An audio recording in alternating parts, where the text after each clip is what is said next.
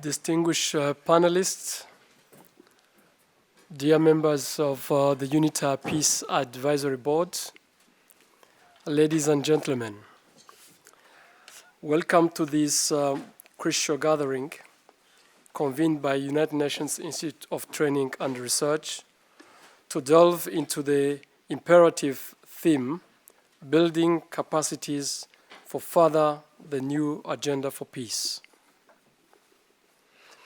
As we stand on the cusp of unprecedented global challenges, it is imperative to acknowledge the significance of our presence here today.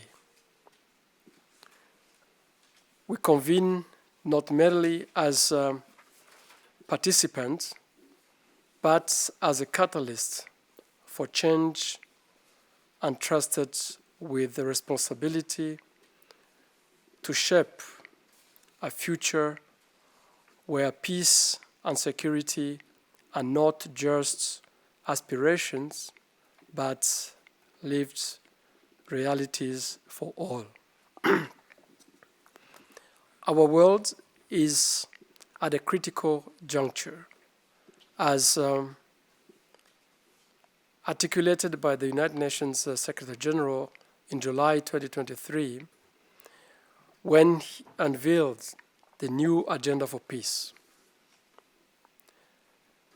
This groundbreaking roadmap, succeeding the seminal agenda for peace, emerged in a world characterized by profound shifts where traditional paradigms are being redefined and the new threats to global security loom large. In this context, the new agenda for peace emerges as a beacon of hope, offering a comprehensive framework to navigate the complexities of contemporary conflicts, promote sustainable peace, and foster international cooperation. It beckons us to embrace a new vision of peace and security. Today, we gather to dissect the 5 pivotal recommendations for action outlined in the new agenda for peace, from prevention at a global level to strengthening international governance. Each recommendation serves as a cornerstone in our collective quest for peace. However, we recognize that the road to implementation is fraught with the challenges, and it is here that the importance of capacity building assurance paramount significance. UNITAR, with its long-standing commitment to empowering nations and communities, stands at the forefront of this endeavor. Though customized learning solutions and innovative approaches, UNITAR endeavors to equip member states with the tools and the knowledge needed to translate the vision of a new agenda for peace into tangible action. Throughout the course of this panel discussion, we will engage in a nuanced exploration of these recommendations, examining them through the lens of capacity development. Our esteemed panelists, drawn from diverse backgrounds and expertise, will offer insights and perspectives that promises to enrich our understanding and chart a path forward.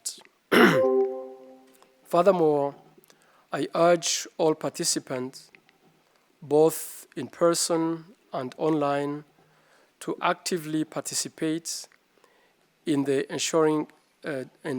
ensuing dialogue. Contributions, be they questions, comments, or suggestions, are integral to the success of this event. Ladies and gentlemen, without further ado, let us embark on this journey together, armed with the conviction that through unity and resolve, we can indeed build capacities to further the new agenda for peace. I thank you very much.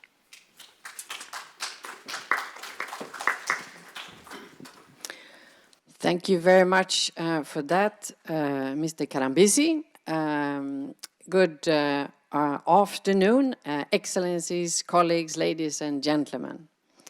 It is indeed a great honor and great pleasure to join this very important UNITAR meeting to explore how we can build capacities, impactful capacities, to further the new agenda for peace, and ultimately, by doing so, prepare the way for a more just, thriving, and peaceful world. On behalf of all of us, allow me to start by thanking UNITAR, Executive Director, Assistant Secretary General Nikhil Seth, and the Division for Peace Director, Evaristi Karambisi. Thank you for seizing the initiative and convening us for this particularly timely and relevant conversation. So I'd also like to thank the whole UNITAR team for making it happen. And it's also very good to see familiar faces as well as new colleagues and friends. And I understand we have a good group joining us, not only our two outstanding speakers joining us from London and Delhi, but also the participants there. So warm welcome, everyone. And then, of course, I know Amandine is concerned that I will not forget to start with slight admin. As you all know, we have to take care of the GDPR disclaimer before we start, which is to say that please note that this is a public event in the public's interest, and therefore photographs and video footage will be taken throughout the public discussion under the lawful basis of legitimate interest. So your participation in this discussion implies your acknowledgement and consent to being recorded. And should anyone have any concern, please inform our colleagues from UNITAR in charge of the event, which is Amandine, if you have any such concerns. All good? Anyone have second thoughts? Okay, great. Let's make the conversation together productive and actually worth recording. So, colleagues, indeed, as Mr. Karambisi said, the world is in peril. The global peace and security landscape is going through profound turbulence as the post-Cold War era is giving way to a new world order, which is yet to be defined.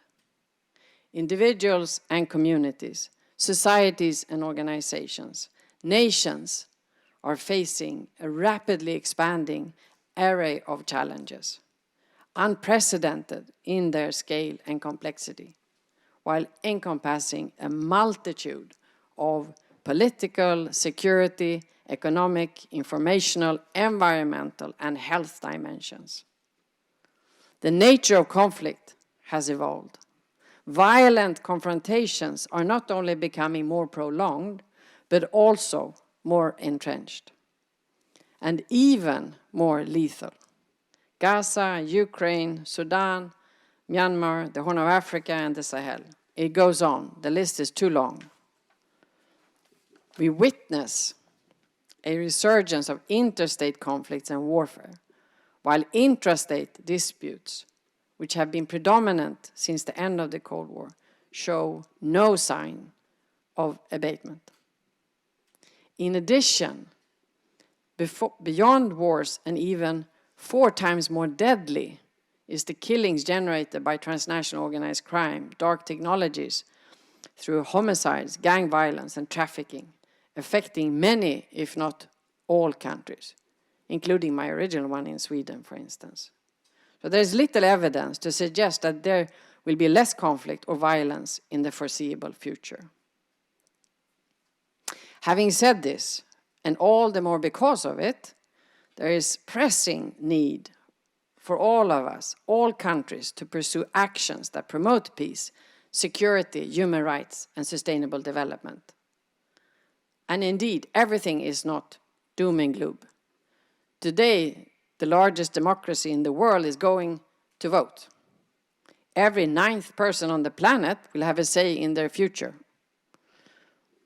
Youth are making use of new technologies to making their voice and views heard. Indeed, there's a lot of initiative to seek to meet the challenges, or mitigate them at least, and relentlessly pursue a better world for all. Our common agenda and the following up process is one global such initiative. Several were concerned about how could the Secretary General dare embark on reform when support is quite tenuous.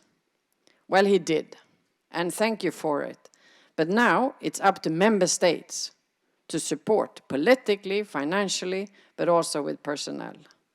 And this is, of course, where UNITAR comes in, which is the universal, the global enabler, empower of all those that want to make a difference. That's where capacity building, education, and training is critical. And this is why we're all here today. Colleagues, our mission this afternoon is clear.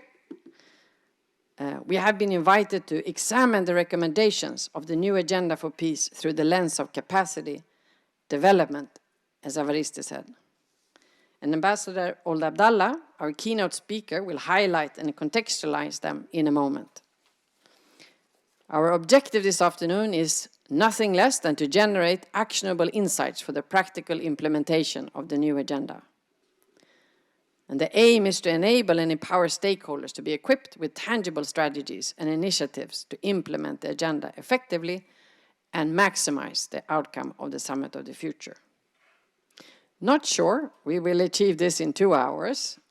However, we are fully committed to and welcome everyone on the panel and in the room and online to share your reflections, ideas, insights on what can make us travel in this direction. So, to kick us off, we have an extraordinary panel of experts here and online who will initiate our deliberations this afternoon. They bring into the discussion a wide range of experiences and expertise from a spectrum of global, regional, and local context, mission and non-mission settings, policy and field practitioners, and academic perspectives. And I will introduce the panelists as they come on board for their first intervention. And there will be a Q&A at the end of the first round of interventions. So please, colleagues, those in the room, you wave, and those online, please send it in the chat, and Amandine will transfer it to my phone. So I will try to pick them up as we go along. And before inviting our keynote speaker, I would like to recognize the outstanding advisory board members of UNITAR, which are key stakeholders in capacity building and peace and security, and policymakers from both United Nations, African Union, and a range of other central peace perspectives, central to education and training for peace.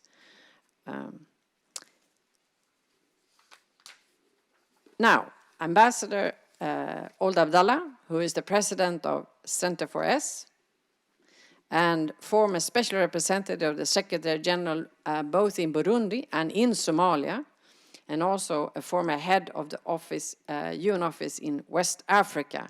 And finally, of course, the Special Envoy for the Secretary General in Sudan has kindly agreed to frame our conversation. So, Ambassador, over to you. Thank you very much.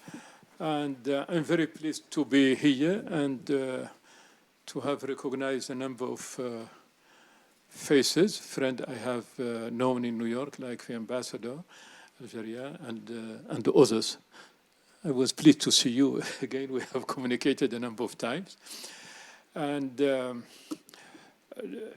so I'm going to make my presentation. Unfortunately, I have to read it. And I found out, I printed it in small lines. But I'm very happy in this present context to be with you and in a non-formal and non-diplomatic manner to put on the agenda the issues which everyone the world over is aware of. Before starting, my point is, for the last 10 years, we, people like us, wherever they are, have no more the monopoly of information because the social network, because the easy communication, everyone is informed, whatever manipulated or not. The information is not anymore a monopoly of the elite or the rich or the educated or the urban. This is more true in the South. Therefore, to address peace, we have to take, those who decide at whatever level should take into account this accessibility of the information to all, and we see it. So thank you for inviting me. I thank to UNITAR, and I'm very pleased to recognize Evariste, and I know the executive director and other people. Thank the staff. And my dear participant, there could be, in my opinion, there could be no more appropriate time than the present one for convening this conference on more effective military, I quote, on more effective multilateral action for peace. Peace today is indeed in disarray. In Ukraine, in Sudan, in Gaza, in many often forgotten places, Libya, the Sahel, Burma, and many other places we see in the media. The war's severe impact on the environment, climate change are immense and should not be ignored. Therefore, debating on peace should be a permanent quest by and for all. In this context, I would like all of us to congratulate UNITAR leadership and to its staff for convening this conference on, quote, the new peace agenda. Being, to my knowledge, the first one to organize a conference, a plea to ending violence and promoting peace and development deserve recognition and effective support. I hope UNITAR will really oar up and sell this initiative to get more support outside the routine from traditional headquarters. My dear colleague, with the end of the Cold War, the United Nations adopted a much welcome and timely peace agenda in 1992. Anticipation for an eternal peace have flourished at that time. They constituted a strong appeal to government as well to citizens, quote, with the people, as mentioned in the UN Charter. Our today fragile international context the 22-23 new peace agenda is no doubt timely. More importantly, it is a reminder that global peace should be a permanent and sustained global quest for all governments and all citizens, public as well as private organizations. Thus, today's conference deserves backing in its call, inviting participants to support peace. Moreover, it recommends approaches to help achieve concrete results. In that connection, the new peace agenda, with its main 5 recommendations, deserve large support. Indeed, there is no alternative to being optimistic. My opinion, there is no, and it is not from me, it is from a famous French philosopher, Raymond Aron, there is no alternative to optimism, despite all ongoing international crisis and war. The new peace agenda has a number of objectives. It covers issues of importance to lasting peace, like strategic risk, including nuclear, geopolitical division, climate change indeed, and uncontrolled migration. The main objective evolve around war prevention, and thus they deserve international support and continued updating from the Secretariat. At the global level, priority is conflict prevention by addressing geopolitical strategic risk. These include, as a priority, the need to eliminate nuclear risk. And as of now, we see it in Russia, Ukraine, nuclear is not yet used. The call to sustaining peace, climate protection, and security is indeed important to all. A third objective, strengthening peace operation and addressing peace enforcement in conflict-affected regions. This point deserves more fresh discussion. I mean that peacekeeping have not been always as effective as expected. So there is a need for more discussion on how to adapt. A fourth recommendation called for elaborating and adopting a new effective policy for potential conflict areas. To that end, efforts should be made to prevent mass weapon circulation. A question, how to do it? And other points that deserve more discussion, and I hope we will have them. Finally, the fifth recommendation called for building a stronger collective security. That is, unfortunately, a perpetual wish, but there is no alternative to calling for peace and advocating and fighting for peace. The new peace agenda, therefore, have a number of objectives deserving effective support, especially at people level, as government. And we have to admit it, governments are more and more often stuck in their own rationality. They would like peace, but they have to think election. They have to list funding of campaign.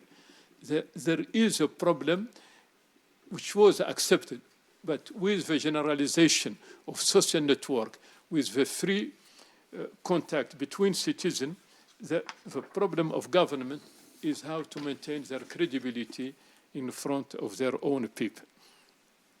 The world over, these issues mentioned are of present and long-term importance to all.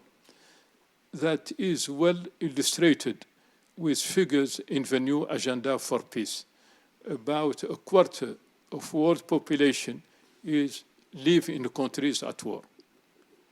Uncontrolled climate insecurity is spreading. Migration within and between continents, exclusion and decline of democracies is emerging, unfortunately.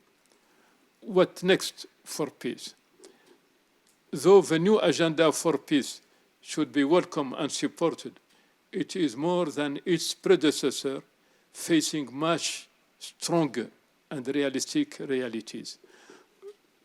They must be overcome to ensure the overall credibility and subsequent acceptation of the agenda. Today, the world is much more connected by all kinds of social networks than in 1992. And therefore, news, information, rumors, manipulation are massive and often free of charge. The agenda for peace cannot ignore that context and environment. It cannot either ignore that people are as well informed or even more than their own government, including by fake news. In poor countries where unemployment is massive, people spend most time following social network. Thus, government messages are much weaker north, south, east, and west of our planet.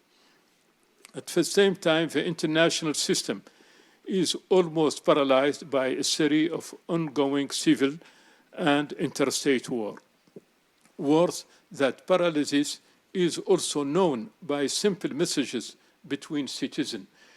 The news of Security Council or World Bank Management Board are not limited to official. They are today in the street, and we have to take that into account.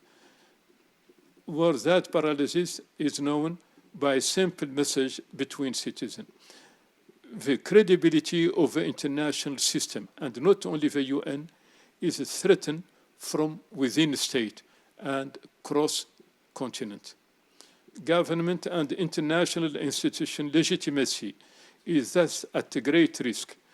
Indeed, no peace agenda could gain legitimacy or support and credibility if the world over population can witness live war going on with massive human and material destruction and in total impunity throughout all continents, Africa, Latin America, Asia, and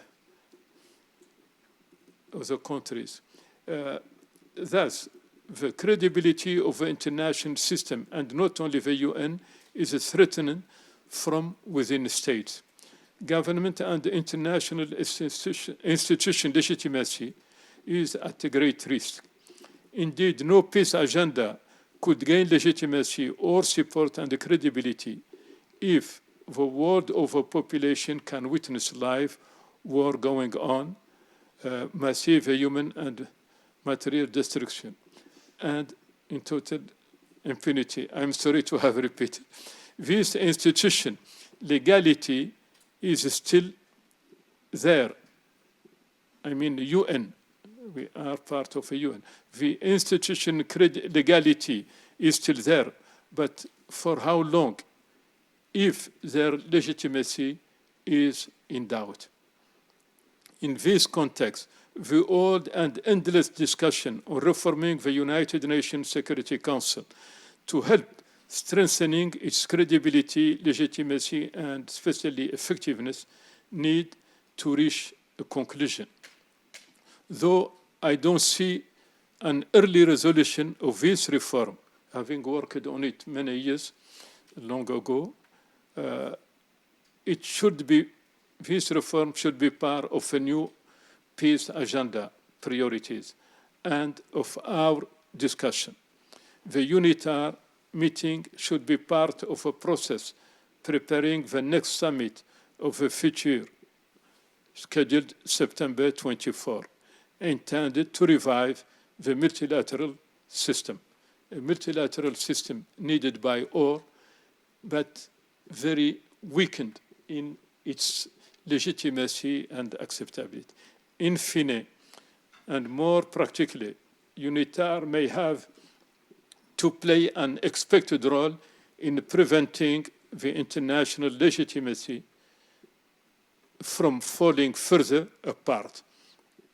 with more war bursting all over our planet and millions of intercontinental citizens frustrated, today's conference could be the beginning of a new process, working with private sector, independent organization and individual, and colleagues from the UN Secretariat, UNITAR, should think on how, with, quote, with the people, it could propose reform for the well-being of all, and in particular for global peace.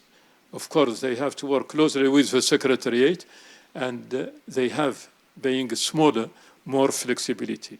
So thank you very much and for participation.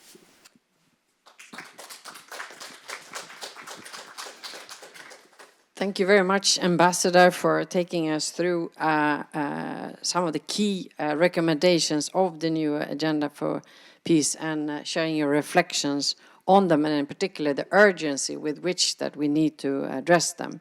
And I took note of the emphasis you played on the importance of moving towards prevention, while highlighting and recognizing that the power and ability of governments is weakened on the one hand, but also there's a larger set of issues that need to be addressed.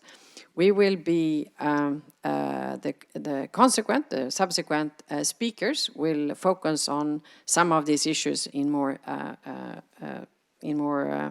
depth, I would say.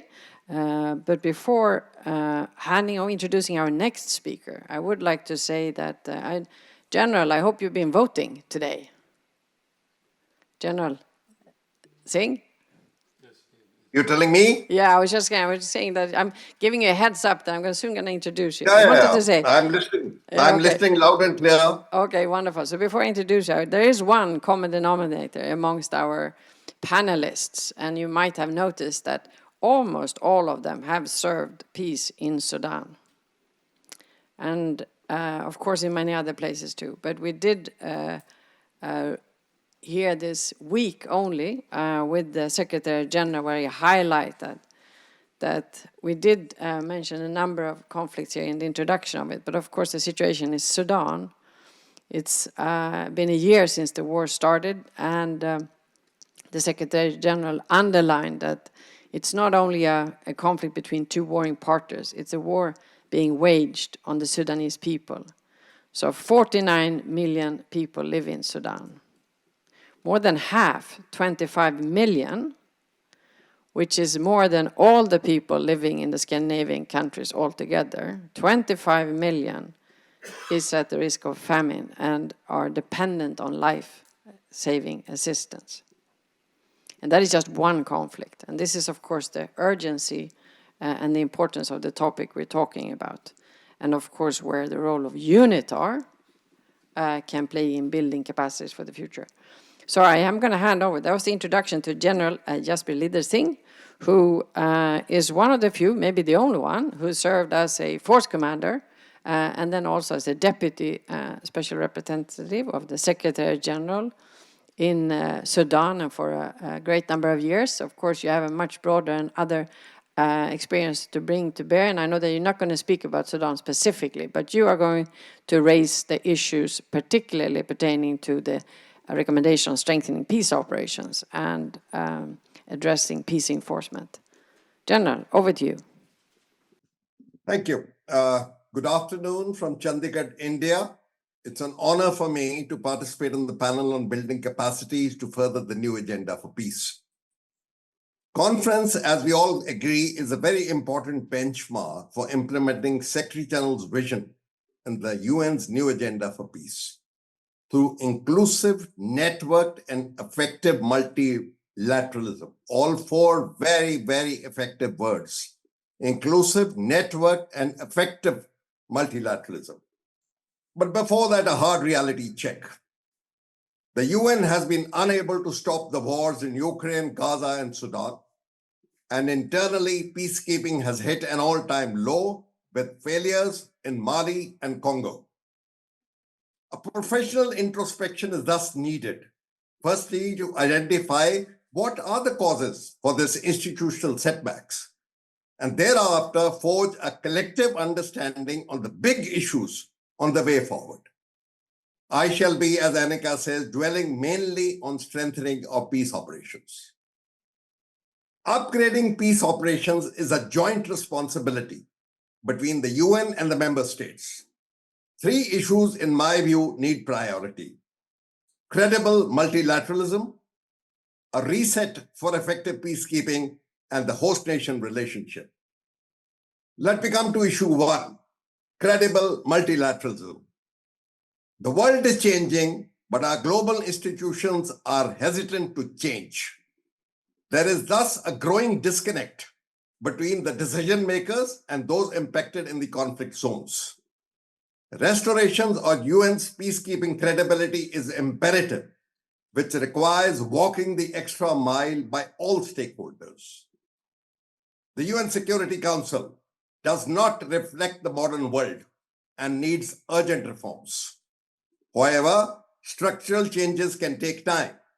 Meanwhile, functional and procedural changes can help, the foremost being sustained consultation and widened engagement for decision-making with regional partners, national players, and troop contributing countries. Ground visits by the Security Council do help. I recall when I was in Juba as the Deputy SRSG, the Security Council members visited Juba, and it facilitated a lot in them understanding the South Sudan dynamics and the ground expectations. However, the mandate came up later surprised me because some of the recommendations we had never made. Anyway, that's beside the point. Let me come to the mandates first. The present Security Council mandates are exhaustive and demanding, specifically related to two aspects: protection of civilians and safety and security, while resources continue to remain finite. Mandate formulations have to change from present short-term prescriptions to long-term deconfliction objectives, with a broad vision of the mission lifespan and visualized transition and exit strategies. The operationalization of the mandate should be delegated to the senior mission leadership as per local dynamics, with minimum micromanagement from New York.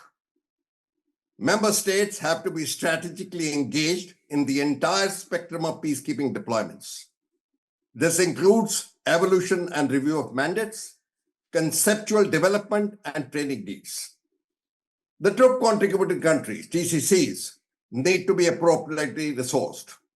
They carry huge responsibility to select and train their contingents for effect. The volatile operating environment demands transforming competence and risk-driven motivation for mission perseverance. The UN command authority and commander chain must be fully respected in the field, with only administrative and management guidance from the state capitals. Accountability has become a sensitive word, being applied selectively. It is prudent that the UN system of accountability is transparent and fair. Let me come to issue two now, a reset for effective peacekeeping. Quite frankly, there appears to be a lack of understanding of the complex environments in which we operate today, in particularly addressing the asymmetric, cyber, and climate threats. Dated concepts and past mission templates are not proving successful. Each peace operation has to be tailor-made to adapt to the local conditions. In Sudan, I was handling three distinct areas: Darfur, Abyei, and South Sudan. Believe me, all three had different dynamics and a different approach for conflict resolution. Civil-military coordination continues to be weak, driven by personality cult. Political convergence, creating secure environment, and humanitarian support are common ground for which leaders across the board need to collaborate for strategic effect. Our joint structures need to be strengthened. They are the main movers of the mission. They require competent staff for gaining and sharing real-time actionable intelligence. Maneuver is always the preferred option for feeling the ground pulse and communicating with the local communities. The recent trend to function safely and virtually from bases has to be curbed.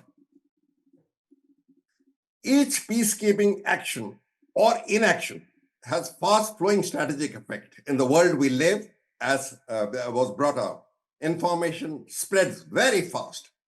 Strategy is thus delinked from rank and status and appointment as being taught in our linear constructs. We need to promote strategic culture in the UN peacekeeping, where the big narrative and the ground facts influence our mission strategies and approaches. That becomes specific to military operations. In unconventional military operations in which the UN peacekeeping today dwells, the battle is decentralized. We need to accordingly train and empower our junior leaders for operational decision-making using innovative combat techniques. Technology. Technology is a force multiplier to upgrade military operations and gain information advantage. However, over-dependence on technology must be guarded against. The human face is UN's biggest strength of peacekeeping, and we must never lose sight of it. Let me come to the third issue, which is host-nation relationship. The most difficult question all of us face today: where are our people-centric operations when the local populations are forcing us to leave everywhere? Where are our people-centric operations? There has to be a fundamental shift in our mission operating culture, where peacekeepers must be institutionally tasked and trained to facilitate and support and not preach and control. I say again, our peacekeepers need to be tasked and trained to facilitate and support and not preach and control. Now, what can UNITAR do? Firstly, it can spread awareness. Training is a leadership responsibility and a function of command. Training is also a continuous on-job learning process. These two pillars must drive UNITAR's training philosophy. The new agenda for peace demands a conceptual and operational shift in our approach to training. We require to inculcate critical thought and constructive challenge to reinforce our training curriculum with two objectives. Firstly, building an initiative climate, and number two, evidence-based decision-making. Most importantly, we need to overhaul our complete leadership training, which is presently calendared and theoretical. An effective leader should be trained to think creatively and focus on the big picture, delegating routine operational and administrative work to the staff. The training must provide adaptive capability to deliver. The leadership virtues, in my impression today, requiring reinforcement are risk opportunity decision-making, moral responsibility, and cultural humility. And finally, for contemporary peacekeeping, the training approach has to shift to wargaming in an environment of ambiguity. Thank you. I will be happy to interact any of the issues raised. I'm sorry for being blunt, but the narrative today requires bluntness and frank speaking if we have to really succeed in future. Thank you, Annika. Thank you so much, General. We would expect nothing less from you. Thank you so much for those very thought-provoking and the challenging analysis and propositions made. Of course, we are all aware that the larger multidimensional missions is undergoing some fundamental transformation changes as we speak, and as you very clearly articulated. But picking up on your template comment, of course, we shouldn't forget that the majority of peacekeeping operations today are actually observer missions. So 6 of the 11 are observer missions. So there's all the more important to unpack, as you say, that the different types of functions that missions have. It's rather is this or that mission, but what type of functions are they delivering, and see what we, for the future, can develop new options and models for that, and then train and prepare the necessary capacity building for this. And again, UNITAR is very well placed. And I also, therefore, I want to here say, of course, a number of the larger, the leadership courses that the United Nations are leading. Of course, happy to have Mark Peterson here, the head of Integrated Training Service, with us here. He's also on the board of UNITAR. And GCSP is also cooperating with colleagues at UNITAR in delivering some of these leadership courses. And of course, they are currently undergoing, exactly as you said, General, this review and looking at content and context and methodology and evaluation. It's really kind of a revisiting the aims and purposes and the delivery required to meet the future. And we haven't even talked about artificial intelligence and ChatGPT and how that is absolutely changing the way in which we not only live, but also have to educate for the future. Sorry, I was just going to make a short transition. I'm not very successful in that. It's because it was so interesting. And we are now, we will be joined from the UK, and our attention will move towards climate, peace, and security, and the unraveling and addressing of the linkages. And here we have a UNITAR associate, who's also an academic and a practitioner, Dolape Fakwade, who will be joining us here. Over to you, Dolape. Thanks, Annika and General Labour for the introduction, and I think I have a bit of a task building on that, but I think it's important to explore and to also revisit the way we do things, just like General Leader said. Excellencies, ladies and gentlemen, I'd like to thank you for the opportunity to contribute to this discussion on the linkages between climate, peace, and security. And I consider it a privilege because it gives me an opportunity to share from my security and disaster management experience around the world. We undeniably live in a world that is viewed, that has now come to acknowledge, maybe not everyone has accepted, but acknowledge climate change as a common denominator in both developed and emerging economies.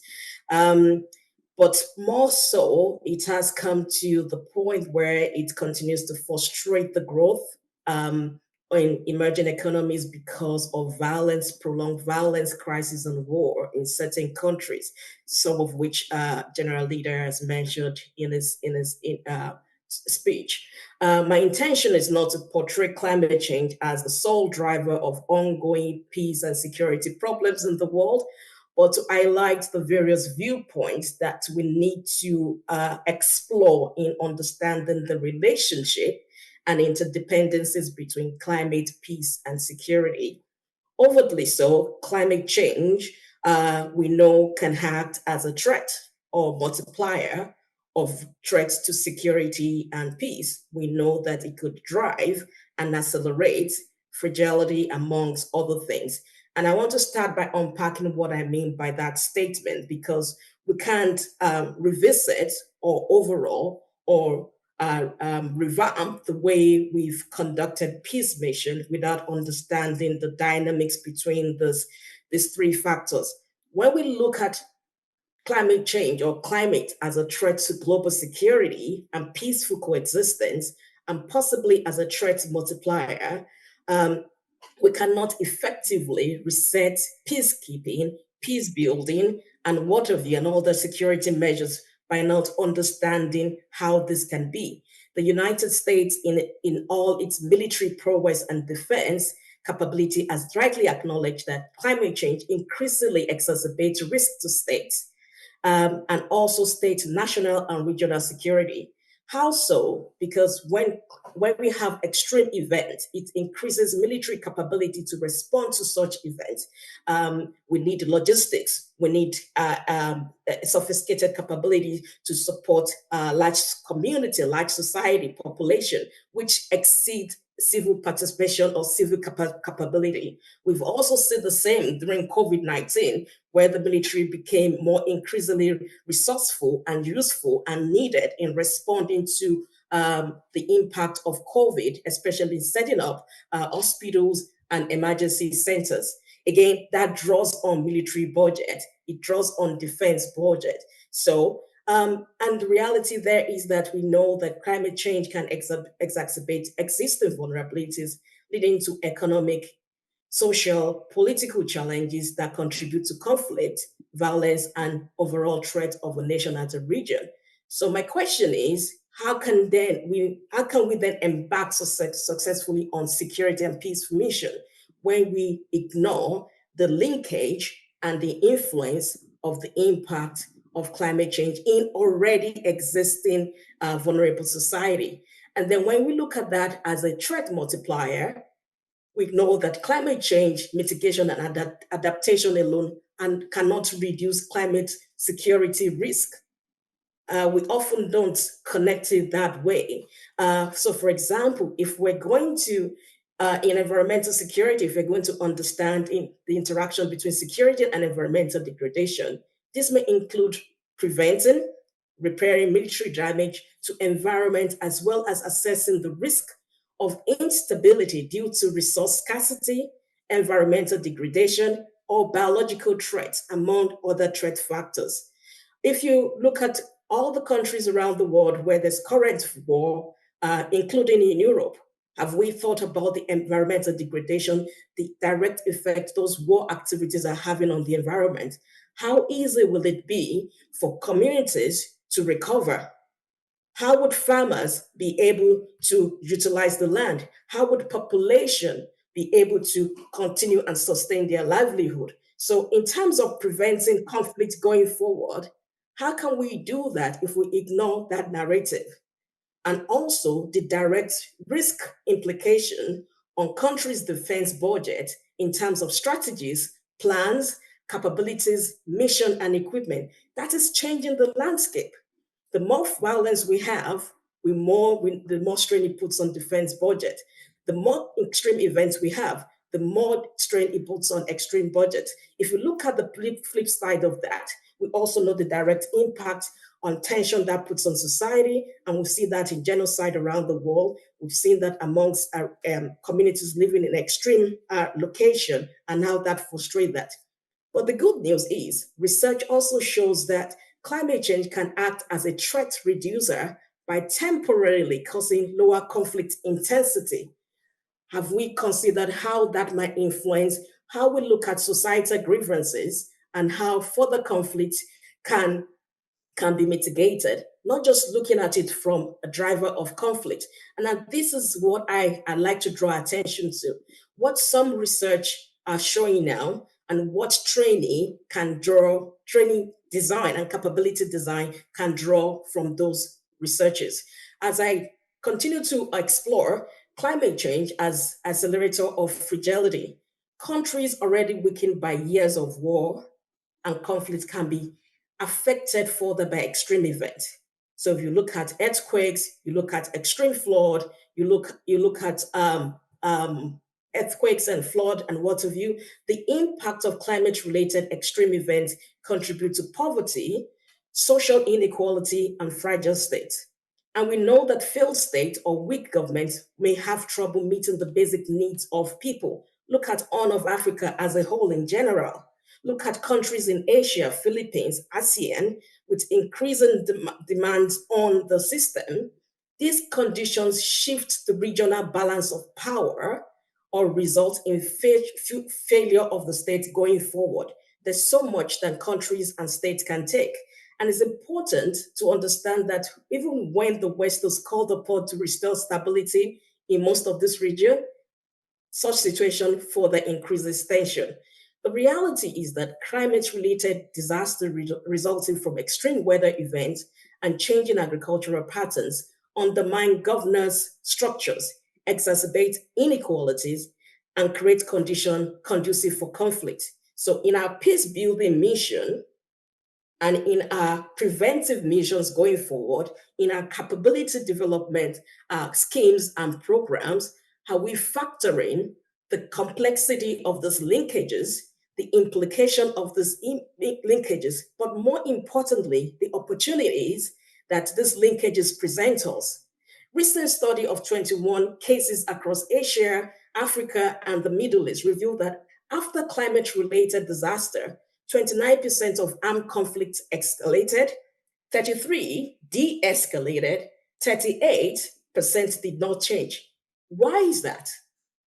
These are the things that offer not only hope, but opportunities to ensure that the capability programs are driven and informed by research. What are the patterns and the impact varied in all these continents? What factors are driving those variations? And this may offer some kind of opportunity to explore arbiters next us, and why these findings varied. So, as I wrap up, my call for action is that no doubt we do need interdisciplinary research, but that should not exist alone. And this is why UNITAR is well positioned as an institute for training and research to combine the two and not exploit in isolation. Just like we can no longer go forward exploring and approaching security and peace building or peacekeeping or peaceful coexistence in isolation without understanding the interdependencies between the three. We know that my call is that capacity building should be underlined by the understanding of these linkages, a comprehensive analysis that disentangled the various causal pathways and interactions between climate, peace, and security. It is important to engage in continued research, policy dialogue, and collective actions to address these complex challenges posed by continued violence, but also posed by the cascading effects of climate change and its potential implication. The good news is UNITAR is well placed to do this, to deliver and engage with institutions, organizations, but also stakeholders that can inform, focus the training, capacity development, and research. And I wrap up by just drawing attention to an example of the annual Climate Security Conference that started last year. This offers a platform to sustain dialogue and stakeholders' commitment to Action 6, which is the linkages I've talked about, but can also subsequently contribute to addressing Action 3, 4, and 5 in the recommendation. Thank you very much. All right, wonderful. Thank you so much for this very well-argued and powerful intervention, very concrete recommendations. Thank you so much. And of course, also, the Climate, Peace and Security Agenda is something that UNITAR is already pioneering and working very much on. And I would, since we are in Geneva after all, of course, we would like to recognize also the UN Environmental Program and many of the programs and agencies and other international and non-governmental organizations here who are also dedicated to this issue. So although the challenges, that reminds me of the World Economic Forum Global Risk Report, which I'm sure all of you read, recently was interesting, where they do the assessment, asked 1,500 global leaders what they thought in 10 years' time, what is the number one threat and risk that they perceived, and out of 36, I think it was, different indicators, including wars and including famine and all sorts of things, number 1, 2, 3, 4 was related to the impact of climate, actually. So it's really interesting. That was the 10-year perspective. And of course, probably there's nobody in this room that would like to continue talking about that more than Dr. Adam Day, who, in his priority list of issues, those of you who know Dr. Adam Day is the head of the UN University Center for Policy Research here in Geneva since 2 years soon, part of the ecosystem and a sister organization to UNITAR. But we have asked, you can still comment on it, of course, if you like, but we've asked also Adam to zoom out again a little bit, to take the issues back to the kind of what is feasible, possible to be achieved at the summit, and what should be the kind of priorities, and how does that also relate back to what is required for capacity building, where we are focusing now. How does that sound to you? And before I hand over the mic to Adam, I'd like to you to think about, because you will have heard and you will now hear a little bit more of a wide range of utterly urgent and important issues that need to be addressed. But we know that resources are scarce. So I'd like to challenge you to think from your perspective, what is the one thing, if UNITAR can develop a new program, capacity program, or reinforce an old one, what is the one area that you think should be developed? And that includes also you good 92 people on screen. If you can also think about that and send it in the chat, so we will be all up and running by the time Adam has handed over his remarks. Thanks. Thanks, Annika. Is this working? Good? Great. Thanks, Annika, and thanks to UNITAR for inviting me to this event. I didn't realize there were 93 people online. Now I'm more nervous about the crowd. Okay, good. Yeah, I had 4 areas kind of drawing from some of the points made just now with specific recommendations, but I actually wanted to go back to Ambassador Abdullah's starting point, which was that 1992 moment when the original Agenda for Peace was written. I was working with the Secretary General's team working on the Common Agenda report that was the kind of precursor to the new Agenda for Peace. And one of the things that struck me was how completely opposite the moment was today, or a couple of years ago when we wrote it, to that 1992 moment. If you look at the original Agenda for Peace, it's that post-Cold War optimism. It's a very, I'd say, fairly robust statement of what the UN can do. The UN does 4 things. It does prevention, peacemaking, peacekeeping, peacebuilding, and there's an annex to that document that says, please give us a bunch of money for it. It doesn't ask for member state views on things. It's quite a full-throated statement of what the UN can do, and that captures the moment. Working on the Common Agenda and working in the background of the new Agenda for Peace, it felt like very much the opposite moment, very pessimistic. You heard the introductory remarks were quite dark about where the world is today. And one of the things that struck me was, first of all, that it was asking member states to consider a range of activities and options for action, but not really putting forward a completely, don't worry, I've got an extra one, a kind of affirmative statement of what the UN does, per se. And that's a quite difficult starting point when we're thinking about what member states should do. And it was quite a constrained view of what the UN can do if you read between the lines of the new Agenda for Peace. I mean, if you listen to Jasbir's statements about kind of blue sky creative thinking about peacekeeping, I don't see that thinking in the new Agenda for Peace yet. The main phrase that jumps out around peacekeeping, he talks about the limits and future of peacekeeping. I agree with Jasbir, we need to have that creative discussion, but I think it's actually quite a pessimistic starting point, the new Agenda for Peace on some of these issues. And maybe the most pessimistic point as a starting point is that I could find no examples of peacemaking in the document. No positive examples. The only positive example of something that the UN does was the Black Sea Grain Initiative, which isn't peacemaking. It's humanitarian relief in the context of war. And so I think that starting point and that fairly defensive posture of the new Agenda for Peace makes it much harder for us to say, this is where we need to go, this is what we need to focus on, per se. Doesn't mean there isn't scope to do it, doesn't mean there isn't room for creative thinking. But I do think that's an important starting point to take in mind. Then a few areas I thought worth highlighting in addition to the ones that have already been done. The first is the document is a very political economy style document. It doesn't read like an IHAR document or just a political document per se. It really talks about issues in terms of the economic flows, the flows of power, the flows of resources.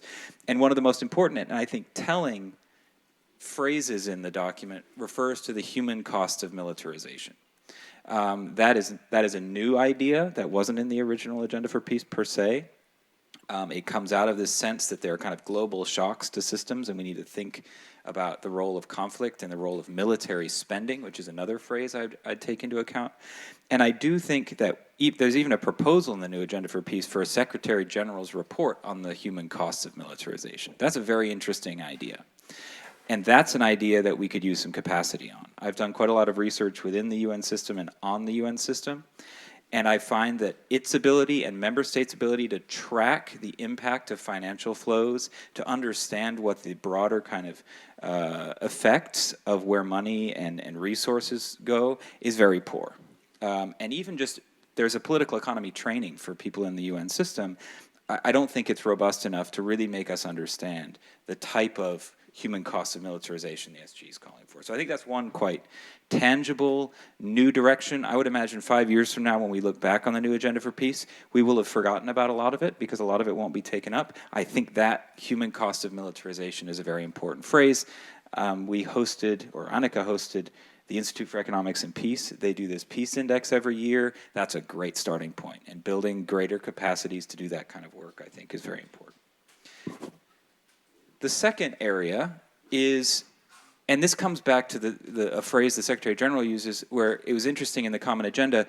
There are only two scenarios in the Common Agenda. There's breakdown and there's breakthrough. And in the SG's view, as far as I could tell, there isn't a middle path where we can keep muddling through these crises. We either develop the capacities to address these cross-cutting crises, and Dolapo's points around the environment, I think, are some of the most important ones, or we end up in a kind of series of intersecting crises that we can't manage. There's no muddling through path. And so this question of emerging risks and how to deal with emerging risks before it's too late, the environment was covered, cyber risks, AI risks, outer space, biological risks, all of those are included in the new Agenda for Peace. None of those were included, per se, in the original Agenda for Peace. So there's a whole kind of cluster of new threats. Some of them aren't new. The ambassador mentioned nuclear power, nuclear weapons. That's certainly not new, although it hasn't gone away. But the point really is that the UN system is poorly positioned to deal with some of these emerging risks. Now, some capacity gaps that could be filled, some areas for further work on capacity building. One is that Secretary General's already set up a thing called the UN Futures Lab Network. This is meant to give greater capacities to do foresight, forward-leaning analysis. We host some of their staff here in Geneva. They're here. And so I think building up our foresight capacities to be more rigorous and robust around emerging risks is one. The Secretary General also proposed the creation of an emergency platform to deal with global risks. That was a bit of a red flag proposal, by the way. Some member states didn't like that. But if you look at the declaration, the draft declaration on future generations that will be presented at the Summit of the Future in September, that language around the emergency platform is still there. What does it mean to create a set of protocols to deal with cross-cutting global risks? What kind of capacities would be needed, for example, to get WHO to work together with 40 different actors if there was another pandemic or another type of biological risk? Those kind of areas, I think, are very important, and the new Agenda for Peace offers I think, a really interesting and potentially fruitful launching pad for some of that thinking and some of that work where I think UNITAR could play a real role. And there are other capacities out there, like the Club of Rome does incredibly good modeling around SDGs and conflict risks. Finding ways to bring that into existing capacities could be another way of thinking about capacity development around emerging risks. I did want to mention one of the other calls by the SG was to have a boost in preventive diplomacy and good offices. And this comes back to the point I made where there are no examples of peacemaking in the new Agenda for Peace. I do think some thought needs to go into what the future of mediation and preventive diplomacy looks like. We have someone that's worked on that issue for his whole career on this stage. But how does mediation need to adapt to the types of conflicts we're seeing today? How can humanitarian actors, so folks like Martin Griffiths, who just retired from his job, how can they play a role in mediating conflicts? What needs to be done to address the conflicts we see today that isn't being done? I think there's a whole set of practices and approaches to mediation that are teed up by the Secretary General in calling for a boost, where we could think of UNITAR's role there. I just want to mention, penultimate point, there's a whole thing around regional prevention and subsidiarity and bolstering regional capacities to deal with conflict. Now, the UN-AU relationship has received a lot of attention, but I think there are a lot of sub-regional organizations too. If we're going to be serious about subsidiarity and pushing resources and authority downwards in the hierarchy, the African Three and the Security Council, for example, had a very successful resolution last year around giving more resources to the AU to do peace enforcement operations, something I'm sure Jasbir has something to say about. But I think if we're going to be serious about subsidiarity, we need to be serious around the capacities that we're giving to sub-regional organizations. So those were 4 areas: the political economy approach, emerging risks, diplomacy, and regional prevention. I just wanted to flag. I think my final thought is we're in the middle of a very fraught geopolitical context that is also playing out in the preparations for the summit. When you look at the original draft Pact for the Future that was meant to be the member state negotiated document that will be presented at the Summit of the Future in September. That started at 20 pages. They got 240 pages of member state comments and edits. That's now being synthesized and dealt with, but many of the comments were, you could see, did not have that kind of visionary, blue sky, interesting thinking that I think we need around some of this. I think there's a very high risk that that level of contestation and fracture means we end up with a summit that doesn't drive a lot of the issues that we're raising today, where there's a triage process where some of the more contentious issues, Security Council reform, for example, get pushed off to the side in favor of lower hanging fruit. And I think that what that means is it places greater pressure on organizations like UNITAR and others to just kind of get on with it and push some of these issues without necessarily visible top cover from something like the Summit of the Future. I think we can take the new agenda for peace as it's, to a certain extent, marching orders from the Secretary General just to get on and do certain things. Go work on the boost for diplomacy. Have that discussion that Jasbir was talking around peace operations. Push those questions that Dolapo was talking around in climate security. You don't need member states to all meet at the Summit of the Future and do some of this work. So I think that would be my kind of last thought, which is, don't assume that everything needs to land in the Summit of the Future. UNITAR can drive a lot of this stuff without it appearing in New York in September. Thank you.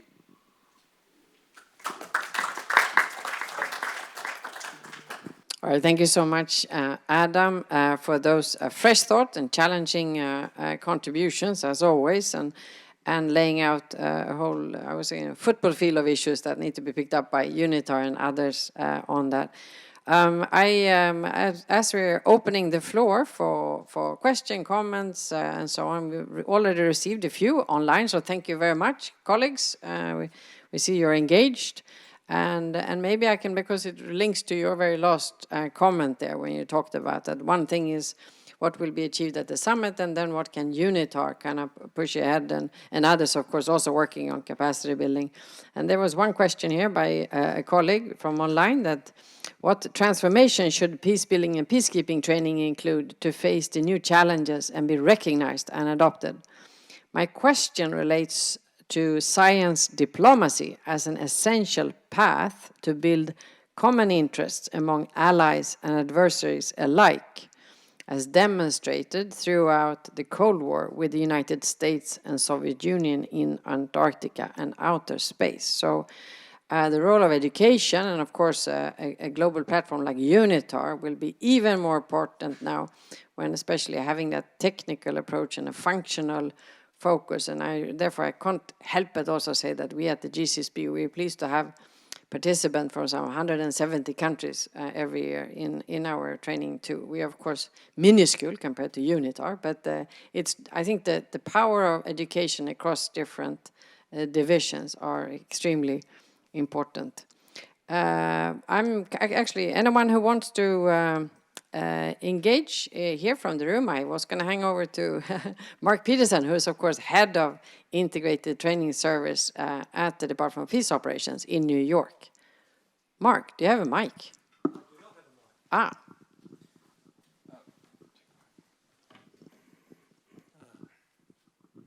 Thank you, and thank you to the panelists.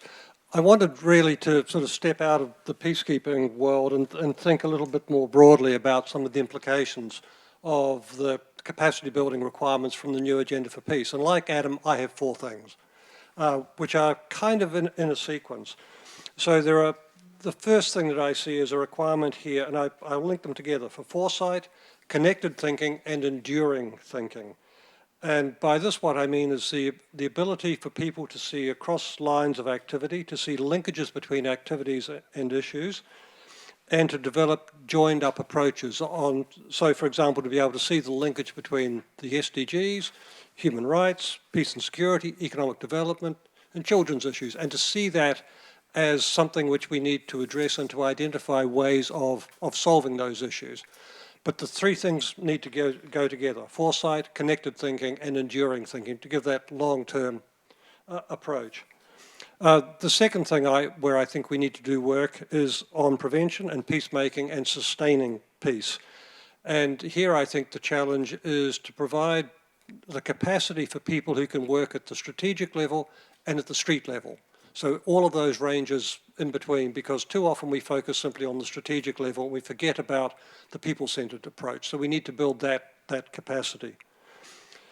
The third thing which I think we need to be able to do is to give people the ability to operate in different environments. And by this I mean new environments. So if we think about UN policing, for example, we've never operated in an urban environment. I mean, we may soon need to operate in an urban environment, and that will change the way that we work. We also need to operate in environments which are not bounded by national geography. So here I'm thinking about cross-border crime, human trafficking, the things that Ambassador Abdullah talked about. And then in non-physical environments, cyberspace, mis- and disinformation, with the understanding that one of the factors which affects our ability to operate in these environments is a lack of confidence in government institutions and a growing belief by many people around the world that democracy can no longer meet their needs or their ends. So they look for alternative governmental solutions. And then the last is partnerships, which Adam also spoke about. And here we need to be able to work with partnerships within the UN system. We're not very good at that. Adam talked about the need to be able to work with WHO and with others. But we also need to be able to work with regional and sub-regional organizations. And to do that requires at least three things. Firstly, the technical knowledge. Secondly, the political skills. And the third thing, where I'm afraid that we in the Secretariat are not very good at, humility. To be able to recognize that we don't know everything. Too often the UN is seen as wagging its finger at everybody else on the assumption that we've been there, done that, but in fact we don't. We're not very good at everything. We have some skills, but we need to be open to the fact that others have skills, and part of that is the humility side of things. So they're the four areas where I think UNITAR could make a difference. And as I said, that's stepping well outside peace and security to look at the overall UN architecture.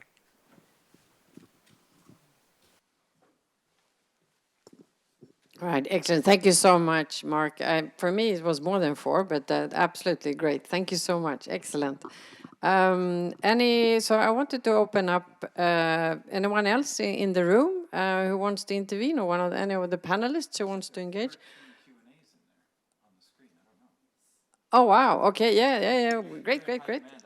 No, well, not. He's the diplomat, but I'm in charge here now. So wonderful. Okay, colleagues, do you have another 5 hours? Excellent. All right, so we are having, thank you so much, Amandine. Things are coming here. So we have one question on peace should be the prominent global agenda, and achieving the sustainable development goals is very difficult in its absence. Lack of peace can also exacerbate climate change impacts, which mainly affect the livelihoods of the poor. To what extent is UNITAR ready to curb regional and local initiated conflicts? How much does it involve in supporting CSOs in addressing the local community problems? I suggest I'll share a few questions that have been raised. And here's the following one was, how shall we position UN peacekeeping operations down the road, given the continuous downsizing of peacekeeping? It seems UN is recalibrating its strategy on how to position peacekeeping in world peace and security. What is the implication of this systemic change? How is it linked to UN's transformation and adjustment to today's demand for a new paradigm of global governance and multilateralism? So some very strategic questions. And then we have someone who thought that the deliberations are very useful, yet we as the world community are still ineffective to stop wars. What initiatives are required to implement new agenda for peace to immediately intervene and stop wars and violence? And the second question this colleague had was changing the mindset of those who opt violence over non-violence is the need. How can we do that? final question before I'll take a break here is how do we deal with the significant disparity between more affluent and developing countries, particularly when it comes to the huge gap in infrastructure and technology? There are some big questions. Wonderful. Any of the colleagues who wants to pick up on, those are the ones I have in my chat at the moment. Jasper, please. Yeah. Go ahead. Okay. Well, you see, whenever such documents come out, we must understand they carry a lot of political accommodation. They have a political messaging. All of us have brought down. But the way forward is how we break it down into the segments that affect us without getting involved into the politics of it. And that's where the peacekeeping comes in. This is not the first time a peacekeeping has been given a new definition. Every time something new is tried, in Libya we tried it, elsewhere tried, we fluctuate between observer missions to very heavy missions. We then fluctuate to force intervention brigade. This is very personality oriented depending on what it is. I think the training institution, etc., should not get carried away that this is a trend. These are only temporary trends. Peacekeeping has remained same, will continue to be remain, and in my form, its name should have never been changed. The problem started when we changed it to peace operations.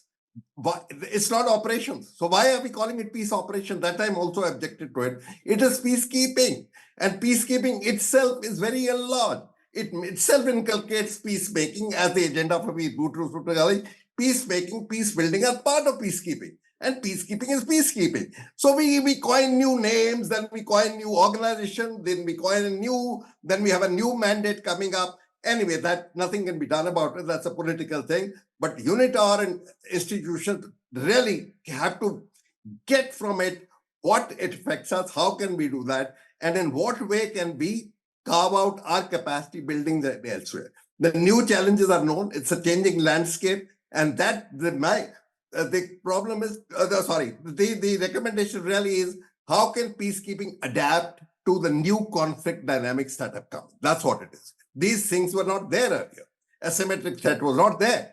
Peacekeepers were never targeted. Cyber threats were not there. Artificial intelligence was not there. Technology was not there. The massive displacement of humanitarians were not there. And that is why. So and the climate. Now, these are the new factors come in. How do you actually resort on the ground to climate threat, which is going to overtake everything else? When Haiti earthquake happens, what happens? When Ebola happens, when pandemic comes in, what happens? In South Sudan, I was very happy to hear the force commander the other day that when the floods took place, they said, forget about peacekeeping and protection of civilians. Let's help the local population in that Jongla area. And they went for it. They said, okay, that's our priority. So I think increasingly practitioners on the ground need to understand that these politics of it aside, on the ground, there is a job to be done. And they should find ways and means to do it. And institutions like UNITAR and other host nations must understand, including member states, that these are the adaptations which are coming in, and then a collective understanding is required. Because this we versus they approach has to stop. We have too many conferences. The world couldn't be worse. We haven't even been able to stop the carnage in Gaza. Every day it's increasing. So what utopian and what moral fabrics are we talking about when in front of us people are being massacred? So, this hypocrisy has to stop. And this hypocrisy can only stop once we have a meeting ground between the decision makers and the new world, which has aspirations of its own. I'll leave it at that. Thank you so much, General, for those very insightful comments. Now I have Ambassador wants to join in. Yeah, thank you very much. I have two observations on conflict prevention and peacekeeping. So I was listening carefully to what was said by the General, and he is globally right. Why we have in many places problem with peacekeeping. We should not forget that the first peacekeeping were established between two countries at war. And it can work because the two armies have structure and leadership who can give order. That was 57 between Egypt and Israeli. Two formal armies. I think the first special representative was Canadian. Two formal armies will listen to orders. And an international border, recognized or not an international border. The problem I have with peacekeeping in domestic conflict is that you don't have a front line, one. You don't have formal army to whom to talk or give order. I saw it with the civil war in Liberia, in West Africa. So it is very important to address this problem of peacekeeping when the conflict is between two states, two formal armies, whatever they are weak or undisciplined, they are formal armies. When you have a civil war, you have a problem. And in '94, I was special representative in Burundi. And my colleagues were in Rwanda. They have troops. And I refuse to have troops. I choose to work with the local army and police.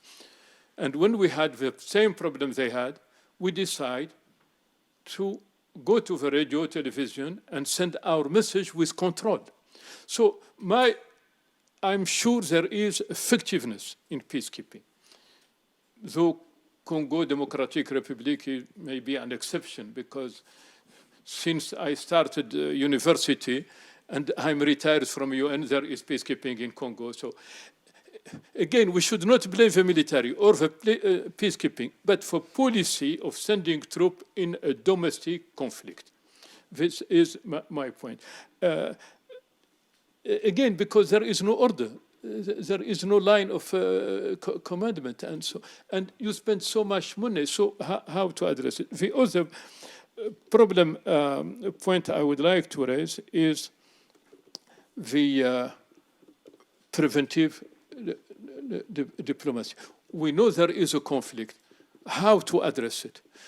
The main problem is Security Council, because budgetary constraint, they are not ready to spend money on sending mission to help prevent a conflict by internal discussion between the parties. So they wait till the conflict bursts out, and then you send a troop. Then it becomes too late. Or maybe not too late. You know, a war that lasts more than a few months becomes a business of the leadership. No one would like peace to stop because they may lose their income, their prestige, their situation. We have to include that in our consideration. A civil war that lasts become a business. You can see it now in Afghanistan. You see it in my loved country, Somalia. You see it in Libya. So what peacekeeping can do, they can help, and they do. Look what happened to Sudan. The collapse because a lasting conflict become a business. And it is very, very important. This is, I will stop here, but we have to think in the Secretariat on what to do when the conflict is domestic, is internal, not between two formal army, two formal state, and so on. Thank you. Thank you very much, Ambassador, for that very important comments. Now, the new agenda for peace also speaks about the partnerships and, of course, the African Union. I know very much happy to have the Peace and Security Commissioner from African Union here who has a question. Ambassador, over to you. So, yes. Wonderful, thank you. You get the mic. Thank you. So, former commissioner. Not, yeah. Thank you, and I want to join you in thanking also our distinguished panelists and all those who took the floor. I think this debate is very important, and in my view, the central problem is the Security Council. Not only because it does not fit, it does not reflect the reality of today, but also the position or the way that they are taking hostages this debate between the P3 and P2, and the way they are impeding decisions on a very difficult situation on the ground. So I do not really agree totally with the general, because peacekeeping sometimes depends on the mandate. And that was the case in MINUSMA in Mali.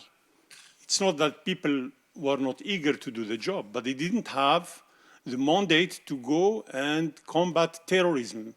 These terrorist groups were just passing through, they see them, but they didn't have the mandate to undermine them or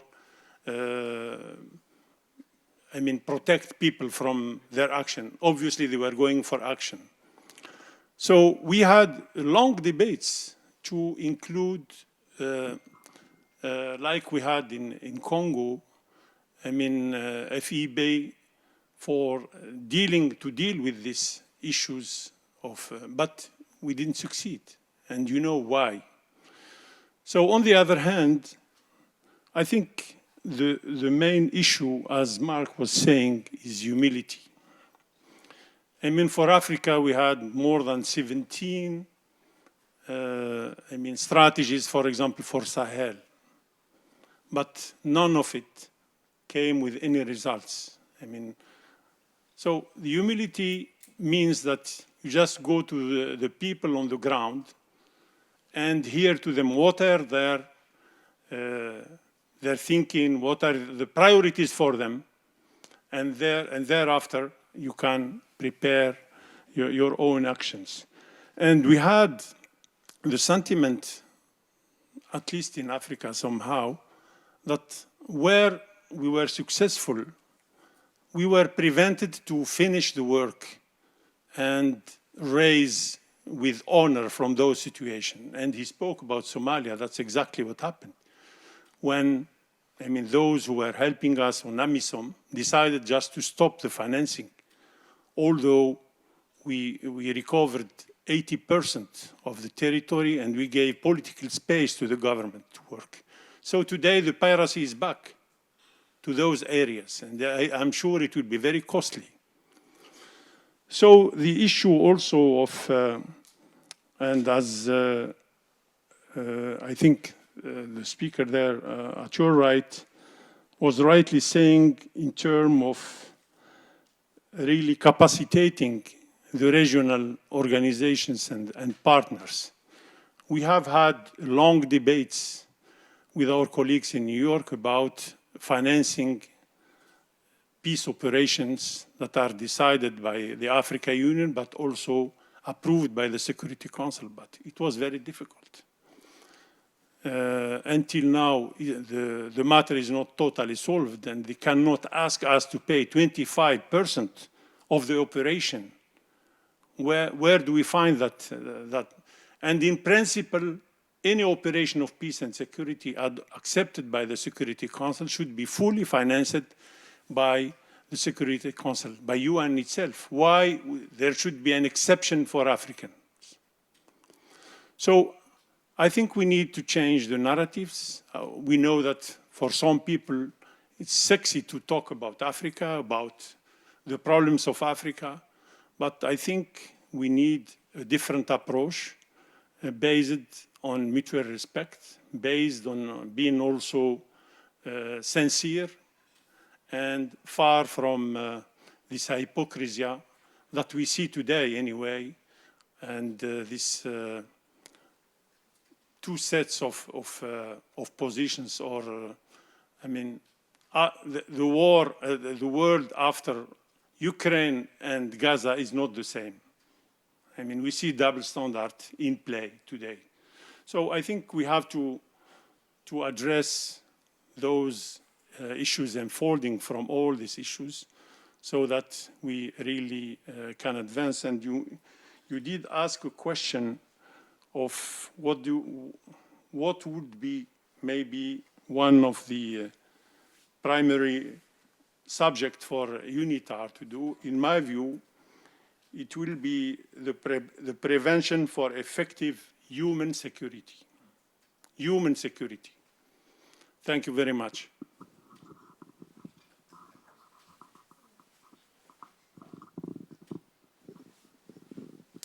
Thank you so much for that very honest and important contribution. Thank you so much.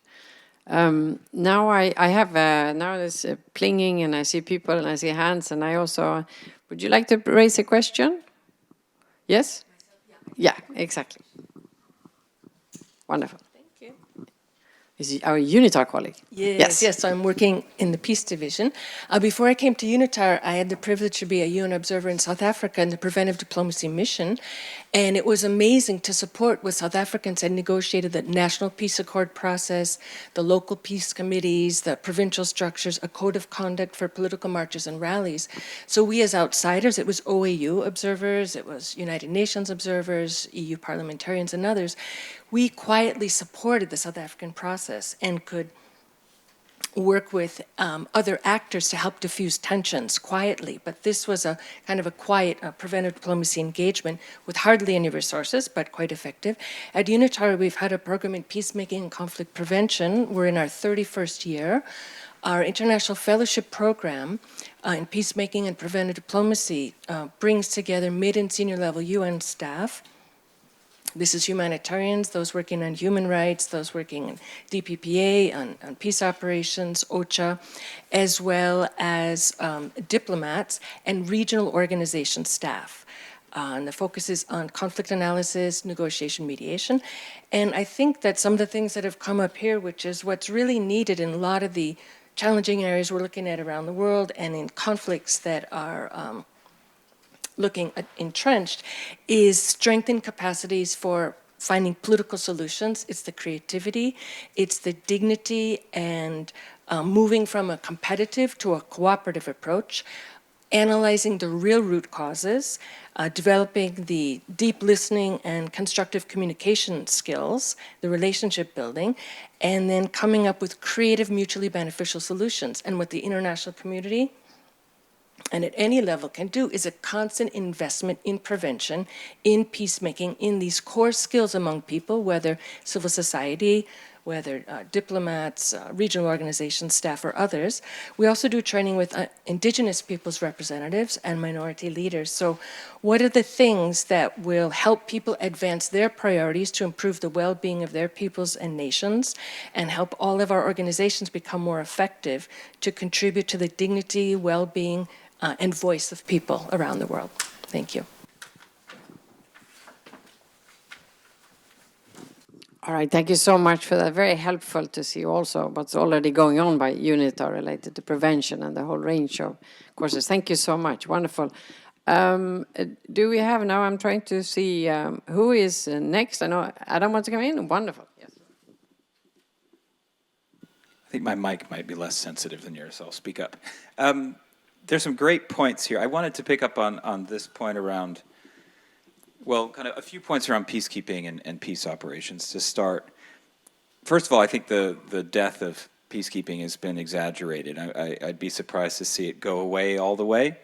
I think it's better to think of what reconfigurations will likely happen. And I think probably there are the reconfigurations around, potentially around more urban conflicts, around more digital conflict. I think Mark's point is absolutely right. I think the biggest trend we see is much more of a partnership with regional organizations, with them in the lead. So my first peacekeeping operation was UNIMID, which was the first kind of trial balloon of a UN AU-led mission. I don't think that configuration will happen again, but the breakthrough last year with the A3 resolution getting access to assess budgetary funds for AU-led peace support or peace support operations is a meaningful moment, I think. And my point from a UNITAR standpoint is there's a kind of, and this is not an accusation on UNITAR, there's a tendency to think of capacity building in a kind of colonial way as, you know, lessons that regional organizations can learn from major Western donors. I think that's got it exactly upside down. All of my work with AU colleagues and with local actors, they don't need to know what our views of peace and security are. They need resources so that because they know what they're doing. And I think the most interesting project I've done the last couple of years has been to try and learn from the AU about their experiences in conflict prevention. They have a much more sophisticated early warning system than the UN will ever have. They have a much more sophisticated diplomatic approach to conflicts than the UN has. So I think the future of peacekeeping might need to be much more about just pushing resources as close down to the lower levels, including to the local level, the localization agenda as applied to peacekeeping, and much less about this kind of neocolonial approach to capacity building that I see a lot of the time. So that's kind of the first thought. The second thought, the initial question was on the science diplomacy issue. I'm about to take a new role as the lead researcher on the SG's Scientific Advisory Board on Breakthroughs in Science and Technology. I think Geneva is a great place for this discussion around the role of science. I think there's an assumption sometimes that more science will help resolve our politics. If we just know a bit more about some conflict, we'll be able to sort it out. More root causes, getting into the real causes, or, you know, sorting out what the actual impact of AI is going to be, that will help solve our politics. Politics have to do with decisions about resolving contestation. Science has to do with trying to find meaningful answers to uncertainty. And there is no scientific solution to many of the problems we're dealing with today. We can learn more about them and they can help inform our decision making. But when I think about the Summit of the Future, I actually think it's more of we need to think of what norms will help us resolve our political problems. So for example, a norm on the rights of future generations at the summit could have a cascading effect and a convergence around that idea of rights of future generations. A norm around demilitarization as one of the key messages from the SG's New Agenda for Peace, very important. Running directly against the grain of Europe, by the way, which is militarizing after Ukraine. Norms on, reiterating the norm on nuclear and trying to get no first use issues being pushed much more seriously across member states could be another one. So I think the role of science is extremely important, but I don't think in the context of the New Agenda for Peace, the science policy interface is going to resolve some of the political issues that we're dealing with. Third, Mark, I just wanted to you used a lot of language that to me sounded like complex systems analysis. You talk about interrelatedness, interconnections across time and space.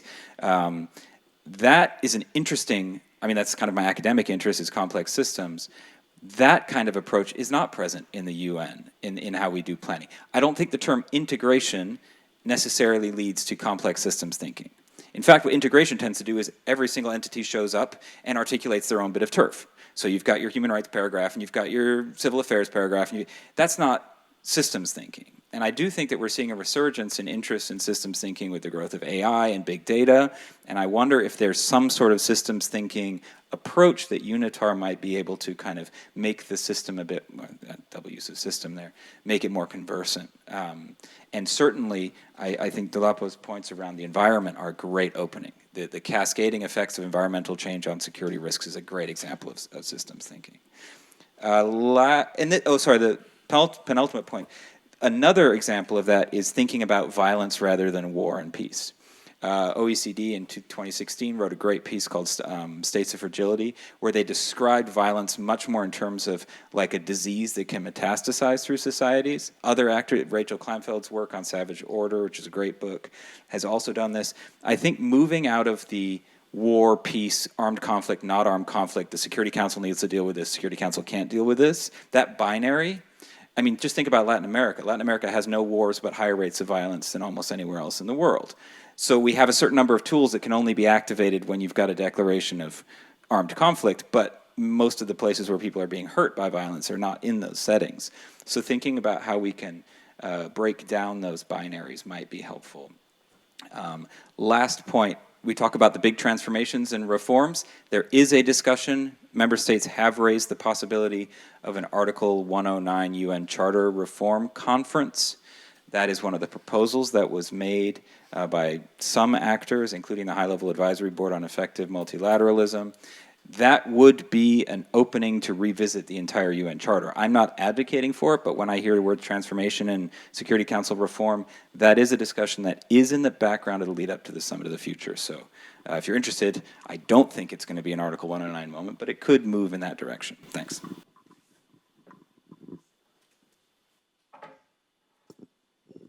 All right, thank you so much for that, Adam. Fascinating, lots of points. And now Dolapo. I had sorry, I saw your hand before, and then I got then it went away. So, are you still here? Yeah. Yes, please. Yeah. Thanks, Anika. I was just going to, and I think Adam has rightly touched on what I was going to elaborate on. That we do have to understand that we are in an era and dispensation where you have war, you have violence, and you have conflict, and we can't lump it all together because there are evidence of more violence in built environments in developed countries, in places where there isn't historical tradition or patterns of war. What happens in those places if the focus is on human security? Should those be neglected? So whether it's the direct influence of climate change, I looked into South America of recent, and you can see how the violence is being driven by the expansion of the serious organized crime and the competition for land. But violence has increased there because of that friction for resources, because of that environmental change. And then you look at the issue of extremism around the world and how the internet and how cyber has enhanced and aggravated that. And so whether the narratives are being altered by malicious groups or being altered by rebel groups, that's not the issue. We have increased violence. So in terms of prevention, are we considering those? The issue of who finances what mission or peace mission, because even if you look at the context in Africa, where you have war, and then you now have in regions and places where you have rebel groups, and then you have pirates, and then you have terrorist groups, and you say, okay, no, we don't deal with it. What about the increased violence in those places? What about the territorial conflicts that happens within and across border? If you look at the almost transient border between Somalia and Kenya and some of these countries in Horn of Africa, it's almost it can't be retained into domestic issues alone because they've now become regional issues. If you look at the violence and the extremist views that transcend in Europe because of uncontrolled migration, should that also be ignored? Civil unrest and all that. So whether we're looking at peace mission being sympathetic to the modern world and modern day, we do have to be clear in terms of what is addressing war and what factors are aggravating it, what is causing violence or increased violence, and what does that look like without necessarily focusing on one country over the other, but what also is driving conflict and what are the capability scheme or program that can address that? What is required for that? Because if it's the issue of organized crime or terrorism, I can bet that there are countries that will readily fund that mission because they know the implication for national threat to national security, but also lost economy. Some of those countries may not be fast or quick to fund war mission, but they would fund that because of the borderless and implication for their own national security and also for mixed economy and the potential impact of those activities on their health system. So they would fund that regardless of the region. So in terms of who finances what pattern or strategy drives a peace mission, I think it's important to revisit those issues and unpack whether we're dealing with war, whether it is violence, and whether it is conflict. Because honestly, in the day and age, we can't lump them up together. And it's not just war that is a driver of violence around the world. We have countries that are not at war with extreme violence that you can't possibly comprehend. And the numbers of people being killed by gun and other means on a weekly, on a monthly basis is alarming. Don't they deserve human security? Shouldn't our capacity building reflect and cover those issues? Thank you.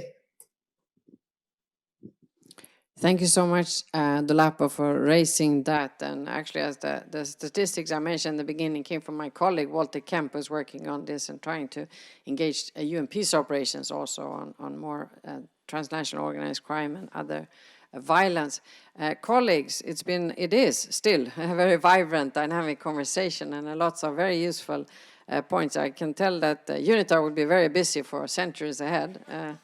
Hopefully doing such a good job that we can close down in a while. But before that, I'd like to give a heads up to my fellow panelists that I will kindly invite you to share just a concluding thought on your one takeaway that you would like. I challenged the participants before to say, what is the one course or what's the one topic that if UNITAR could only do one thing, what would that be? We have to sharpen our priority list here.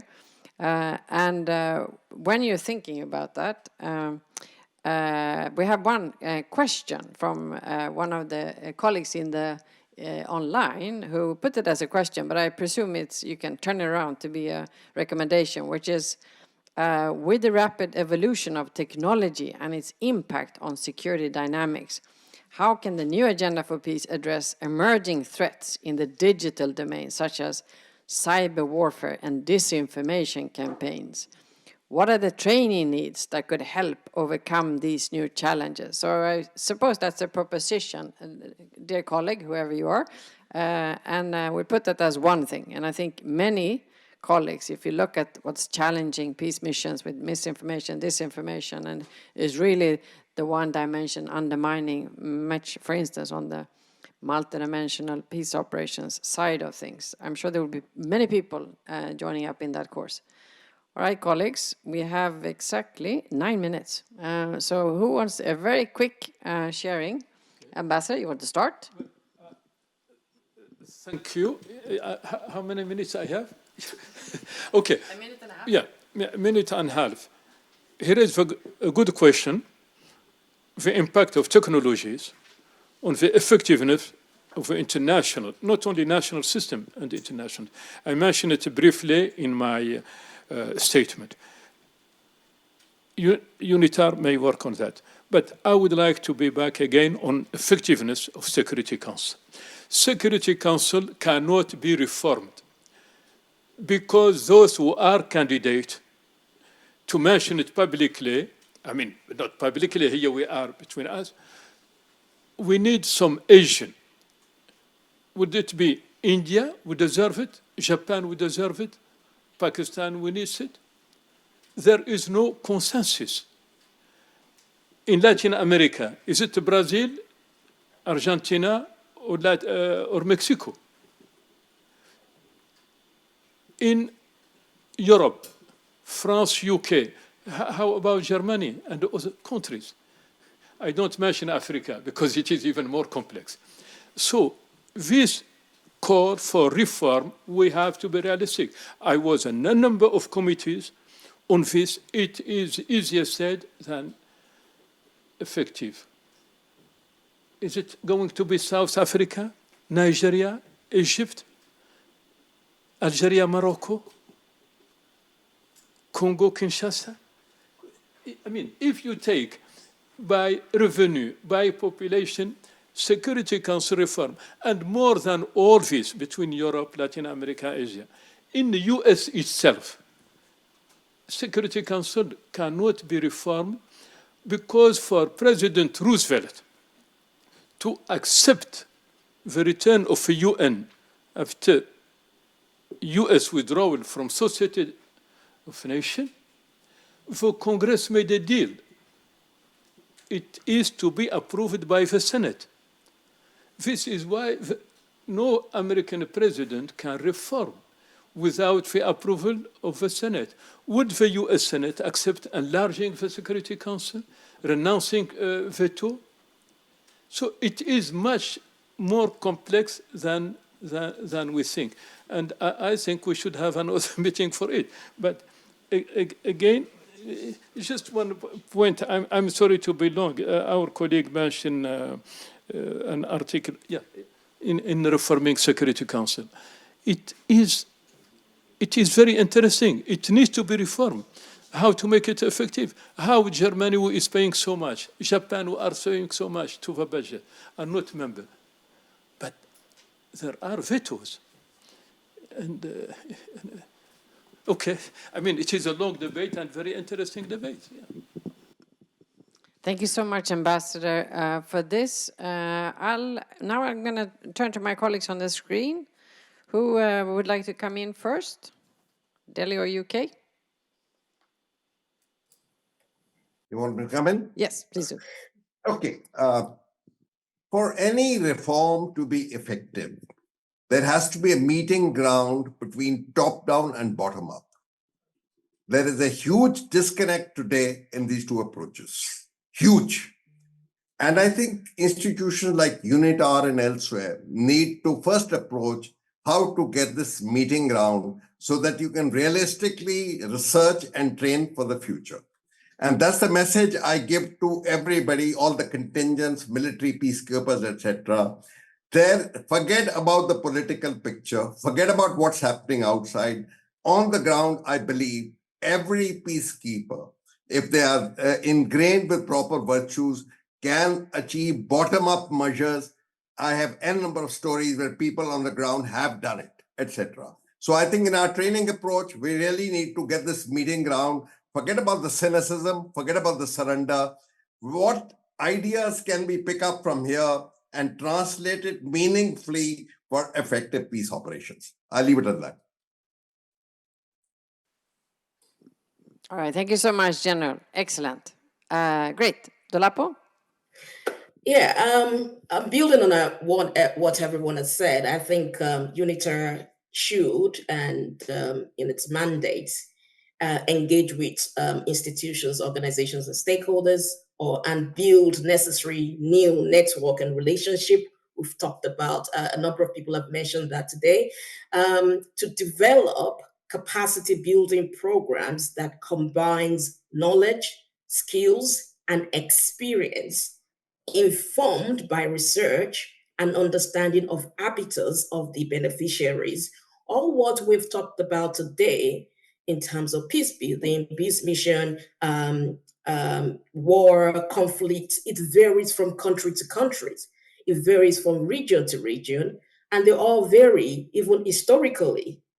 And in order to develop a program that will be effective going forward, that will be preventive going forward, we do have to put things into context in terms of combining knowledge, skills, and experience, but incorporating the views of the habitats. What is now peculiar in regions in Africa, in Asia, in Europe, in South America, across the world, that is driving violence, conflict, peace, and a threat to national, regional, or global security. Thank you.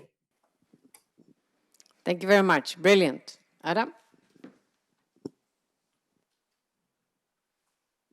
I'm not going to address the question around technology, just to say there was a proposal as we were working on the initial text of the new agenda for peace. Someone put forward an idea of special technical missions to deal with cyber threats. That wasn't picked up, but it's out there in the ether. I think one of the problems I see kind of across the UN is that we tend to get stuck in these cycles of analysis without an understanding of what kind of a theory of action might be. And in fact, when I was working for the SG's team, one of the recurrent kind of complaints they had was that they kept just getting more and more analytic pieces and not enough of what should we do. And as a political officer for a decade in the system, I empathize with that tendency. So, but I actually think that there are a set of practices and academic disciplines that could help us get out of that cycle of kind of continually just remaining seized of the matter, to use the Security Council's terminology. And so I think UNITAR could offer some sort of training on how to make decisions in contexts of high uncertainty. And that would be a combination of behavioral science and IR, but really just a way to say that there are ways to approach situations where you don't know the exact consequence of your action, but that shouldn't be a cause for paralysis per se. And I think the SG would actually really like that kind of approach, because it's what he's been trying to do with his decision-making bodies in the system.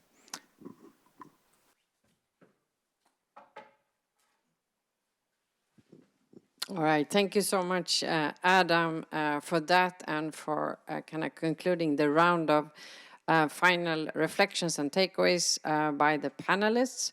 I'd like to thank everyone, especially the speakers and the panelists and those contributing in the room and online, for a very comprehensive, rich and concrete conversation.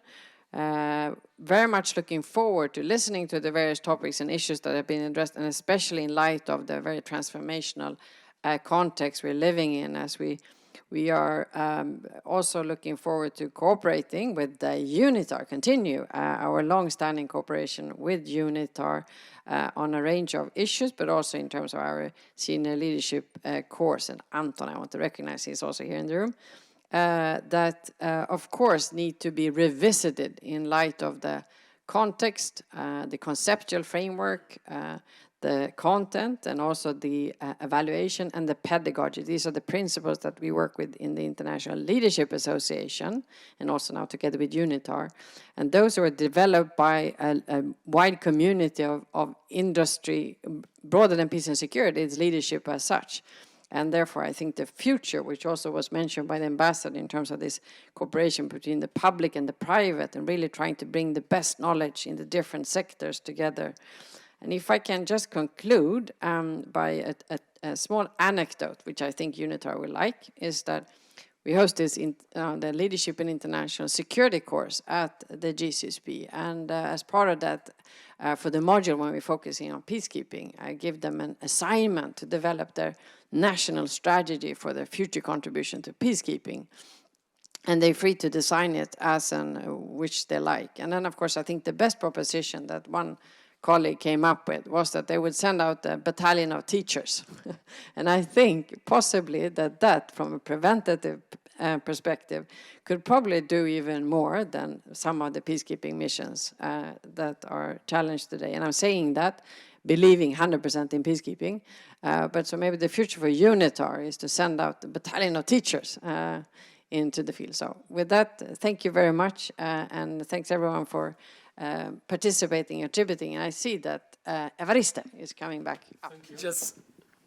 Thank you very much. I will try to be very brief. At the beginning, I was not smiling, but I'm extremely pleased, and I will try to be very brief. Much has been said. On behalf of the UNITAR Executive Director, I would like sincerely to thank you, to thank our distinguished panelists for the invaluable insights, thought-provoking perspectives, and unwavering commitment to the cause of peace.